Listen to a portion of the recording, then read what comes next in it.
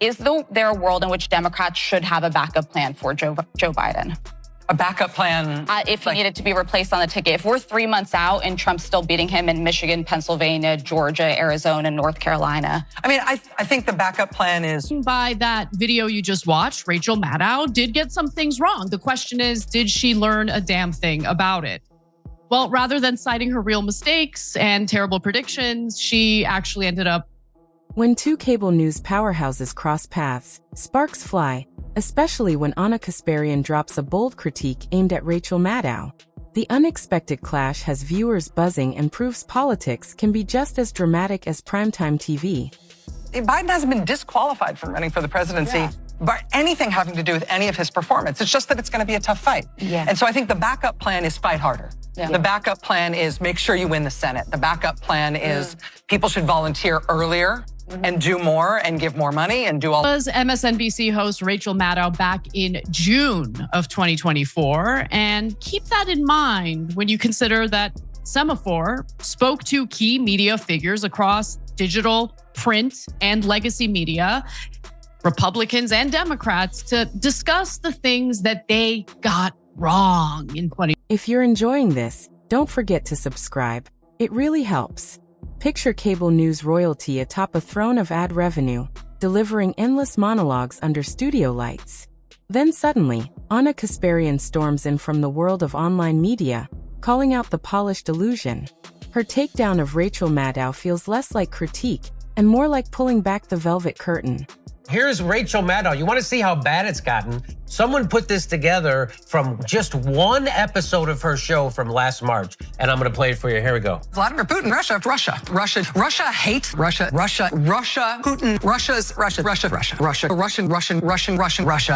Moscow, Russia, Russian, pro-Russian, the Russians,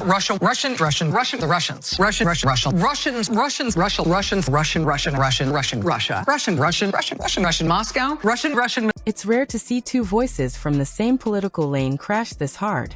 Rachel Maddow, master of the slow burn monologue, builds her case with precision and a dash of smug flair.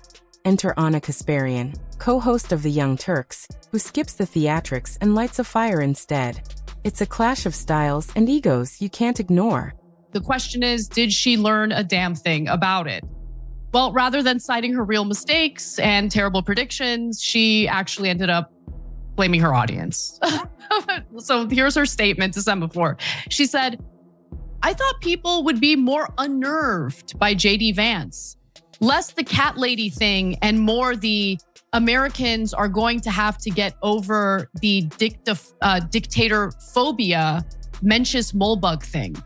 Now, if you're unfamiliar with Mencius Moldbug, that's a pseudonym for Curtis Yarvin, who Vance has followed for years. And Curtis Yarvin is someone who's against liberal democracy and is in favor of a monarchy, though he seems to have a tough... Ana Kasparian doesn't bother with drawn-out intros or media-approved flair. She sees Rachel Maddow's polished performance and flips the script, literally. Maddow, known for turning mundane facts into dramatic theater, has a history of echoing network-friendly narratives. That's exactly what pushed Ana to call her out, no filter included. MSNBC's coverage of this town hall and one-on-one interviews with Bernie Sanders and Hillary Clinton was interesting. I think that the portion with Donald Trump, which was a town hall format, was good. And for the first time, we finally saw someone really challenging Donald Trump, holding his feet to the fire and asking him very challenging questions and also asking him follow-up questions. Chris Matthews did a good job with this portion. On certain topics. Look, I don't agree with Chris Matthews on some of his political views. But with that said, he didn't let Donald Trump weasel his way out of answering the questions. He wanted specific examples, Remember when Rachel Maddow's show morphed into a full-blown Russian spy saga? For months, she spun complex tales of espionage and conspiracies, teasing smoking guns that never quite arrived. Ana Kasparian saw through the drama, while Maddow crafted stories to suit network comfort. Ana wasn't having it. The irony? They're both progressives aiming to hold power accountable. But Maddow runs her show like a polished symphony, scripted, clean, controlled. Ana's approach is pure rock concert, raw, loud, chaotic, but real. And when a rock concert crashes a symphony, things break. What's left is a media moment too bold to ignore. She is right that people didn't buy into the fear-mongering about JD Vance as much as she hoped for, but to kind of pivot to what she believes her audience got wrong, or the Democratic voters got wrong, or voters in general got wrong, instead of taking ownership of the things she got wrong, is kind of amazing. But what do you think, Jay? Yeah, so I mean, look, even that quote is telling, because it's indecipherable to the average person. Get over dictatorphobia, mentions moblug. Ana Kasparian's latest critique was sparked when Rachel Maddow once again sidestepped a major issue that didn't align with MSNBC's narrative comfort zone. Whether it's foreign policy failures, corporate corruption, or her fixation on Russia over real-world concerns like healthcare and wages, Maddow knows what keeps advertisers content. Ana, on the other hand, doesn't answer to advertisers. The Young Turks isn't built that way. She's like someone without a mortgage calling out a landlord, totally unfiltered. And with that freedom, she slammed Maddow's credibility as fragile and performative. Her takedown wasn't just sharp, it was brutally honest, exposing the gloss as pure gloss. But more importantly, she's saying, damn it, the fear-mongering didn't work. Yeah, totally. That's exactly right. I mean, it's amazing that, look, I'm always amazed at the, I guess, allergic reaction to any self-reflection at all. It's okay to admit that you got things wrong. It's actually admirable when people admit, especially people in media who are supposed to be, you know, sharing accurate information. It's okay to say, look, I got that wrong. In fact, we're going to give you examples of people who actually did take ownership, and I give them a lot of credit. Let's be fair. Rachel Maddow isn't some cartoon villain. She's more like that brilliant professor who keeps class going 30 minutes too long, passionately explaining every historical footnote. You admire her intellect, but eventually you want out. That's where Ana Kasparian storms in, slamming her notebook shut, demanding we stop stalling and talk about what actually matters. Maddow thrives on suspense. Ana thrives on smashing it. But this clash isn't just personal, it's symbolic. Corporate media versus independent media. Scripted, sponsor-safe messaging versus raw, unsponsored honesty. Maddow and Kasparian embody this tension, leaving viewers caught between the chalkboard and the bullhorn, awkward, confused, and staring at their mashed potatoes. She came in on her day off to hear Biden struggle and cough. Our video of the day comes to us from Rachel Maddow. Ahead of last night's presidential press conference, you remember Rachel, she played Officer Jim Reed in the classic cop show Adam 12.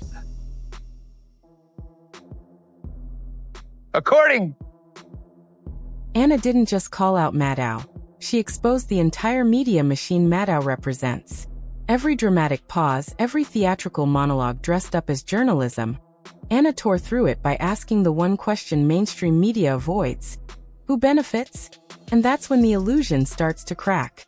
Maddow's audience loves to believe they're deeply informed, treating her show like intellectual kale. But many had already started noticing the patterns. How her bold commentary somehow always avoids ruffling the wrong feathers. Ana didn't whisper it. She kicked the door down and said what others were thinking. Maddow suddenly looked less like a truth teller, more like a well-rehearsed performer. Builds credibility when you're willing to admit when you've gotten something wrong. And by the way, remember, this is what she said when Joe Biden ultimately ended up dropping out of the presidential race. Just thinking about the president right now, you know, what a man, what a patriot. What an act of selfless devotion to your country. And he has been a phenomenal president. He ended the presidency of Donald Trump at one disastrous term. And he did it while being decent. So what happens now? Does Rachel Maddow clap back with one of her famously endless monologues, casting Ana Kasparian as the latest villain in her dramatic universe? Or does she pull the classic cable move, pretending Ana doesn't exist, like a smoke alarm chirping in the background you're too tired to fix? Either way, Ana's already landed her punch. Maddow may still wear the cable news crown, but it's wobbling. To understand why Ana's critique hits so hard, and so hilariously, you need to revisit Maddow's greatest hits. Remember the Russia saga? Maddow turned her studio into CSI, Kremlin edition, connecting names, companies, and half-baked theories with chalkboard-level intensity. It blurred the line between journalism and conspiracy theater, more about ratings than truth. Some nights, viewers couldn't tell if they were watching MSNBC or a Cold War reboot on the History Channel. The American public were getting boring every night with your MSNBC show. What are you talking about? What are you talking about? Go outside and talk to real people. She is so out of touch with ordinary people. It is amazing. Yeah.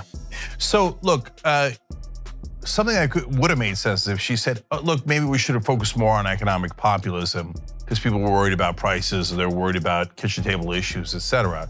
Something that could have made sense if she said, well, it turns out Biden was too old and we got that one really wrong. And you know, you could tell it in the debate. I wish we'd known that, could have figured that out earlier. Here's the kicker.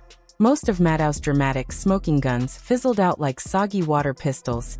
Yet viewers stayed hooked because she made it feel urgent, as if the fate of the republic depended on it. Maddow turns simple stories into complex geopolitical puzzles, tracing even a politician's sneeze to NATO and 1800s laws, while Ana Kasparian just rolls her eyes and says, "Move on." Ana's takedown isn't just funny. It exposes Maddow's real weakness. Bold against political foes but silent when corporate interests or network advertisers are involved. Ana calls out this selective truth-telling bluntly, demanding the whole story, not just the approved parts. This is not me saying I like Trump or, I can't wait to hear Trump speak. This is me saying the Democratic Party is so weak and pathetic that they would rather suppress a message that's awful, that I do not think is popular with the majority of American voters, than actually, fight back against that message with policies that are more popular and more appealing to the American people. It's pathetic that we think we can't, and hence we are trying to shut Trump up. If I was his opponent, I'd let that idiot talk. The fallout is fascinating. Maddow's fans treat Ana's critique like media heresy, defending their cable queen's polished authority. Meanwhile, Ana's growing audience, and many disillusioned viewers, see Maddow's show as a glossy performance prioritizing spectacle over substance, like a magician repeating the same trick for years. This feud highlights a deeper media divide. Some crave cable news polish and control. Others want independent media's raw honesty. Maddow embodies the old era of scripted news. Ana represents the future of authenticity. Their clash isn't just personal. It's a battle between two media worlds, and Maddow's style makes her an easy target for Ana's sharp, simple comebacks. That's the energy. Ana strips down Maddow's overcomplicated narratives to the essentials with sharp contrast. But don't mistake Ana's bluntness for recklessness. Beneath her sarcasm lies real substance. She calls out systemic failures and hypocrisies mainstream media ignores, giving voice to what many viewers feel but can't express. When Maddow avoids corporate power or drags out stories, Ana mocks it, exposing a ratings-driven machine over reality. Audiences love Ana, not out of hate for Maddow, but because they're tired of half-truths dressed up as gourmet meals. In today's trust-starved media landscape, Ana's raw authenticity is priceless.